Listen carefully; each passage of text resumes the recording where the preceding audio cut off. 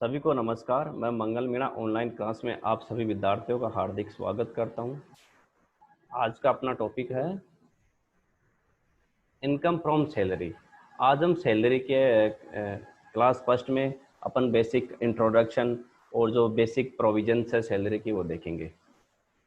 अब ये देखेंगे अपन इनकम टैक्स के अंतर्गत टैक्स कैलकुलेट करने के लिए अपने को सबसे पहले टैक्सेबल इनकम ज्ञात करनी होगी।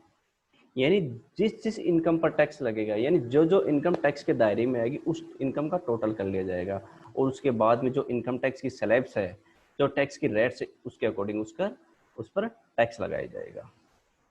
अब ये देखेंगे कि इनकम टैक्स के अंतर्गत जो टोटल इनकम उसको कितने पार्ट्स में डिवाइड किया गया है।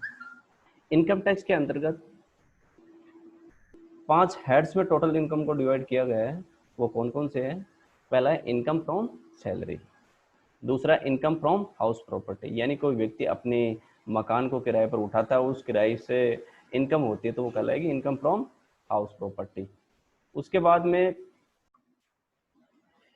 बिजनेस और प्रोफेशन, इसके बाद में कैपिटल गेन, यानी कैपिटल असेट्स को बेचने से जो इनकम होगी वो कैपिटल गेन में शामिल की जाएगी। इसके बाद में इनकम फ्रॉम अदर सोर्सेज, यानी ऐसी कोई इनकम जो उपरोक्त salary, house property, business and profession और कैपिटल गेन में शामिल नहीं होगी, वह सभी इनकम फ्रॉम अदर सोर्सेज में शामिल की जाएगी। यानी कोई भी कितना भी शातिर व्यक्ति हो वह ये नहीं कह सकता कि मेरी इनकम इन हेड्स में शामिल नहीं हो रही, इसका मतलब मैं टैक्स नहीं दूंगा। क्योंकि यदि जैसे मान लो salary, house property, business profession और कैपिटल गेन में यदि किसी व्यक्ति की इनकम शामिल नहीं हो रही तो इनकम टैक्स ये कहता है कि कोई बात नहीं, उसको हम इनकम फ्रॉम अदर सोर्सेज में ले लेंगे और आपको टैक्स चुकाना ही पड़ेगा। चलो अपन आज बात करेंगे इनकम फ्रॉम सैलरी। सैलरी क्या है? एक कर्मचारी उसकी सेवाओं के बदले में अपने नियोक्ता से जो राशि, जो पारिश्रमिक मजदूरी प्राप्त करता है वो कहलाएगी इनकम फ्रॉम सैलरी। अब ये देखेंगे कि इसके important provisions of income from salary, यानी सैलरी के कौन कौन से बेसिक प्रोविजंस है। पहला है एम्प्लॉय रिलेशनशिप, यानी कोई आय, वेतन से आय शीर्षक के अंतर्गत तभी शामिल की जाएगी जब भुगतानकर्ता और प्राप्तकर्ता के मध्य कर्मचारी और नियोक्ता का संबंध हो। जब तक कर्मचारी और नियोक्ता का संबंध नहीं होगा तब तक वह इनकम फ्रॉम सैलरी के अंदर ऐड नहीं होगी। जैसे मान लो पार्टनरशिप से एक पार्टनर को सैलरी प्राप्त होती है, वो इनकम फ्रॉम सैलरी हेड में टैक्सेबल नहीं होगी, क्योंकि पार्टनरशिप फर्म और पार्टनर के मध्य कर्मचारी और नियोक्ता का संबंध नहीं होता। इसी प्रकार एक उदाहरण वो लेते हैं अपन कि संसद सदस्य और विधानसभा सदस्य को जो भी सैलरी प्राप्त होती है वो इनकम फ्रॉम सैलरी में शामिल नहीं की जाएगी, क्योंकि वो सरकार के कर्मचारी नहीं होते हैं। अब सेकंड है there may be more than one employer of an employee, यानी एक एम्प्लॉय की एक से अधिक एम्प्लॉयर हो सकता है। वो कैसे हो सकता है? एक एम्प्लॉय हो सकता है दोपहर तक किसी दूसरी जगह काम करता हो, उसके बाद में 2 घंटे के लिए पार्ट टाइम किसी दूसरी कंपनी में काम करता हो, शाम को किसी तीसरी कंपनी में काम करता हो। इस प्रकार जो सभी कंपनियों से, सभी एम्प्लॉयर से जो भी उसको सैलरी प्राप्त होगी उसकी टोटल सैलरी में शामिल की जाएगी और वो टैक्सेबल होगी। थर्ड है remuneration for work other than assign duty work, यदि कोई कर्मचारी उसके सेवा कार्य के अलावा नियोक्ता के अन्य कार्य भी करता है और ऐसे कार्य के लिए उसे कोई अतिरिक्त पारिश्रमिक मिलता है तो ऐसे अतिरिक्त पारिश्रमिक को वेतन शीर्षक के आय में सम्मिलित किया जाएगा। यदि जैसे मान लो कॉलेज के अंदर कॉपियाँ चेक करने, पेपर बनाने के लिए जो अलग से एम्प्लॉयर के कार्य करने पड़ते हैं वो भी इनकम फ्रॉम सैलरी में काउंट होंगे।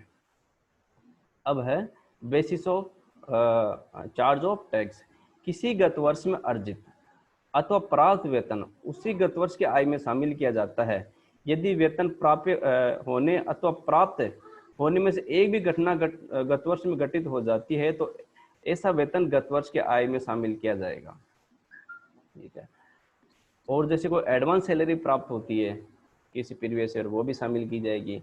और इसके अलावा ऐसी कोई सैलरी का एरियर मिलता है जो पुराने वर्षों का है और उसके ऊपर टैक्स नहीं लगा है और प्रीवियस ईयर में प्राप्त हुआ तो वो भी प्रीवियस ईयर की इनकम मानी जाएगी। अब है सैलरी एंड प्रोफेशनल इनकम, यानी सैलरी और प्रोफेशनल इनकम में डिफरेंस होता है। कैसे? जैसे मान लो एक पेशेवर व्यक्ति जैसे इंजीनियर हो, डॉक्टर हो, चार्टेड अकाउंटेंट हो, एडवोकेट हो, अपने जो ग्राहकों को जो सेवाएं देते हैं, ग्राहकों को अपनी सर्विस प्रोवाइड करवाते हैं और पारिश्रमिक प्राप्त करते हैं, तो वह इनकम फ्रॉम सैलरी हेड में टैक्सेबल नहीं मानी जाएगी, वह बिजनेस एंड प्रोफेशन हेड में टैक्सेबल मानी जाएगी। अब no difference between salary and wages, यानी सैलरी और वेजेज में कोई अंतर नहीं किया गया है। वॉलंटरी सरेंडर और फॉरगोइंग ऑफ सैलरी, यानी कोई व्यक्ति अपनी स्वेच्छा से कोई सैलरी त्यागता है और स्वेच्छा से सैलरी नहीं लेता है, तो उस इनकम पर भी टैक्स लगेगा और इनकम फ्रॉम सैलरी हेड में टैक्सेबल मानी जाएगी। लेकिन यदि कोई व्यक्ति अपने सार्वजनिक हित में, सार्वजनिक कार्य के लिए अपनी सैलरी को त्यागता है, अपने वेतन को त्यागता है, तो वो सैलरी में ऐड नहीं होगी। अब voluntary payments by the employee, यदि कोई एम्प्लॉय अपने एम्प्लॉय को अपनी स्वेच्छा से कोई भुगतान करता है, कोई बोनस या कोई गिफ्ट देता है, तो वह भी सैलरी में शामिल किया जाएगा। Payments after cessation of employment, यानी व्यक्ति कर्मचारी की सेवा समाप्ति के बाद में यदि एम्प्लॉयर द्वारा कोई पेमेंट किया जाता है, तो वो पेमेंट भी इनकम फ्रॉम सैलरी में शामिल किया जाएगा।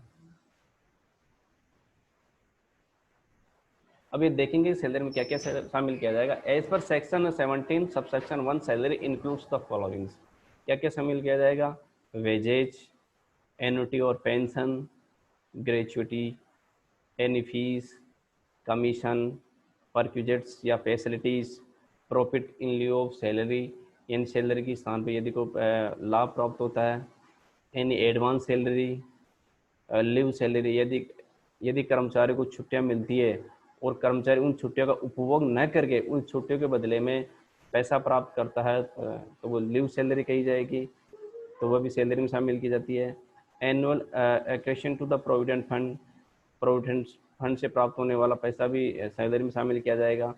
Contribution made by the central government, यानी नई कर्मचारी पेंशन योजना के तहत यदि केंद्र सरकार से जो पैसा प्राप्त होता है, जो केंद्र सरकार जो कॉन्ट्रीब्यूशन है, वो भी सैलरी में शामिल किया जाएगा। अब एक computation of income from salary, इसमें क्या क्या शामिल किया जाएगा सैलरी के अंदर? पहले लेंगे बेसिक सैलरी, उसके बाद में अलाउंसेज, भाई जो भी अलाउंसेज दिए जाते हैं वो भी सैलरी में शामिल किए जाएंगे।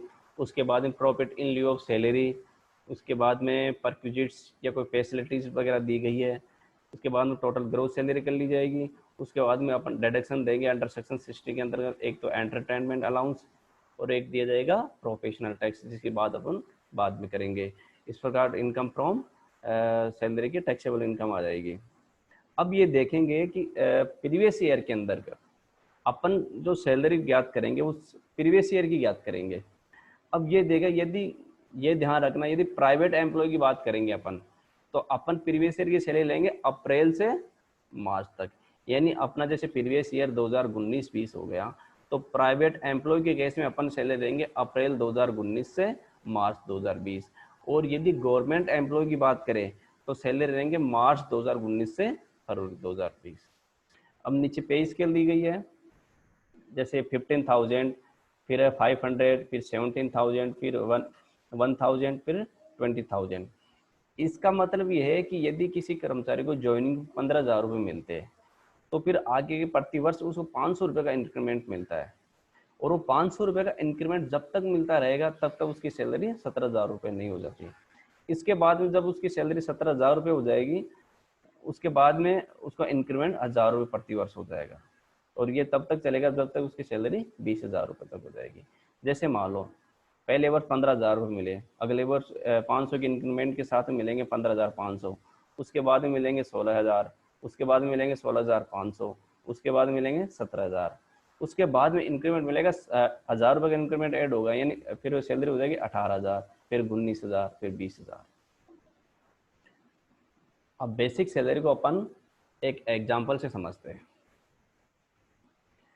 A joined the service on 1st January 2014 in the pay scale of 8,000, 500, 13,000, 700, 20,000.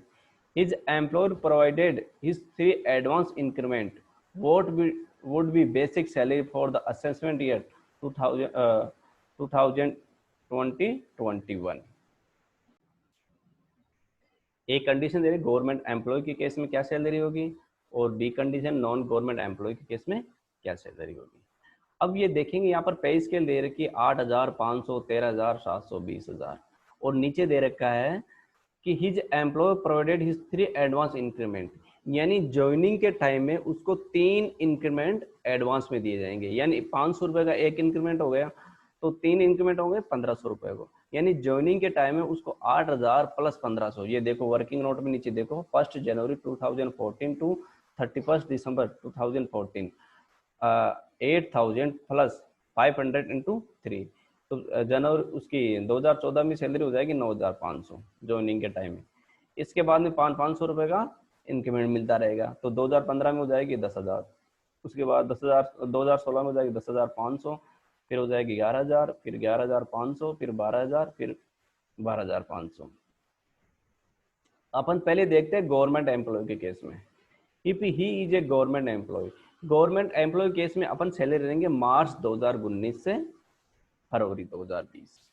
अब ये देखेंगे कि 2019 में सैलरी पर मंथ है 12,000 रुपये और 2020 में 12,500, तो अपन यह देंगे मार्च 2019 से दिसंबर 2019, यानी 10 महीने की सैलरी 12,000 रुपये के हिसाब से मिलेगी, तो टोटल हो गई 1,20,000 रुपये। और बाद में जनवरी 2020 और फरवरी 2020 की सैलरी 12,500 के हिसाब से मिलेगी 2 महीने की, तो ये हो जाएंगे 25,000 और टोटल सैलरी हो गई 1,45,000। अब बात करें प्राइवेट कर्मचारी की। अब ये देख इसकी सैलरी होगी अप्रैल 2019 से मार्च 2020 तक। अब अप्रैल 2019 से दिसंबर 2019 तक 12,000 रुपये पर मंथ के हिसाब से 9 महीने की सैलरी हो जाएगी 1,08,000 रुपये। और जनवरी 2020 से मार्च 2020 3 महीने की सैलरी 12,500 के हिसाब से हो जाएगी 37,500। इस प्रकार टोटल बेसिक सैलरी हो गई 1,45,500 रुपये। Thank you.